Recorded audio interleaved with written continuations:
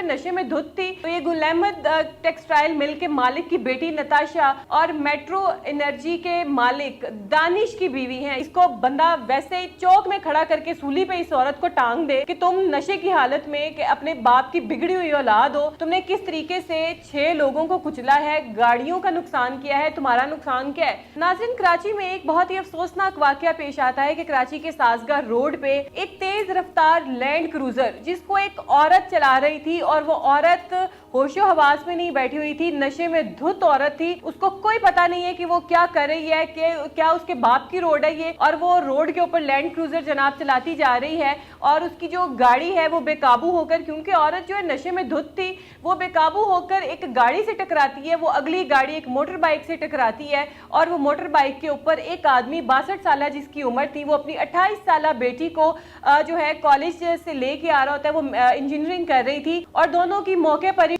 हो जाती है। इसके अलावा जनाब इन 2 अमवात के अलावा 6 लोगों को इस लैंड क्रूजर ने कुचला है। नाजरीन, ये अपनी स्क्रीन पर आप देख सकते हैं कि किस डिठाई के साथ ये औरत खड़ी हुई है और ये नशे में इस कदर चूर है कि इसको यही नहीं पता कि इसने क्या कर दिया है, इससे क्या हो गया है। इससे 3-4 इंसानी जानें जो हैं वो ख़त्म हो गई हैं, मर गई हैं, इसके हाथ से ज़ाया हो गई हैं और ये औरत अपने फेज़ में अपने ही किसी टुन जो है वो प्रोग्राम में ये खड़ी हुई है औरत, और ऐसे ऐसे ऐसे कर रही है जैसे इसके बाप की सड़क है, इसके बाप के खरीदे हुए लोग हैं जो इसकी हुक्मरानी पर चलेंगे। जैसे ही ये यस और नो कहेगी वैसे ही लोग आवाम करेंगे। जनाब, अब इस औरत की तफसीलात जो है वो मालूम पड़ी हैं। तो ये गुल अहमद टेक्सटाइल मिल के मालिक की बेटी नताशा और मेट्रो एनर्जी के मालिक दानिश की बीवी हैं, यानी कि नताशा दानिश इसका नाम है। 31 साल इस औरत की उम्र है और ये नशे में धुत जनाब लैंड क्रूजर चला रही है।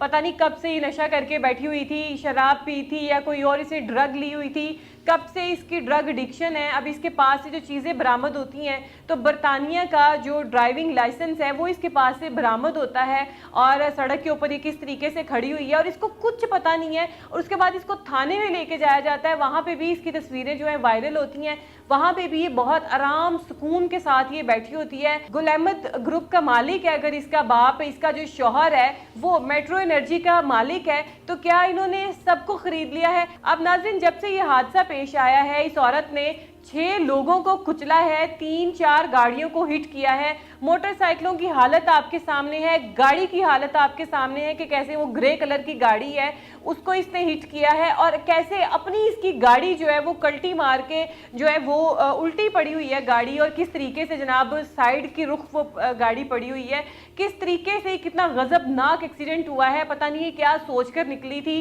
कहाँ ये जा रही थी और घर से क्या ये लड़के निकली थी, कितना इसने ड्रग किया हुआ था। अब ये बातें भी सामने आ रही हैं कि इस औरत का ज़हनी तवाज़ुन जो है वो बिगड़ा हुआ है, यानी कि पुलिस ने ये फिलवक्त बयान दिया है कि इस औरत का ज़हनी तवाज़ुन ठीक नहीं है, जिसकी वजह से इसके साथ ये हादसा पेश आया है। बाकायदा उन्होंने ये भी कहा है कि हमने इसके जो ब्लड के सैंपल्स हैं वो हमने भेज दिए हैं लेबॉर्ट्री में ताकि चेक करें कि इसने अगर ड्रग की हुई थी तो कौन सी ड्रग की हुई थी, या वाकई सिर्फ इसका दिमागी तवाज़ुन खिसका हुआ है। तो नाजरीन, ये पाकिस्तान के हालात हैं कि आप यहाँ पे नशा करके अंधाधुंध गाड़ी चला के आप बस आपने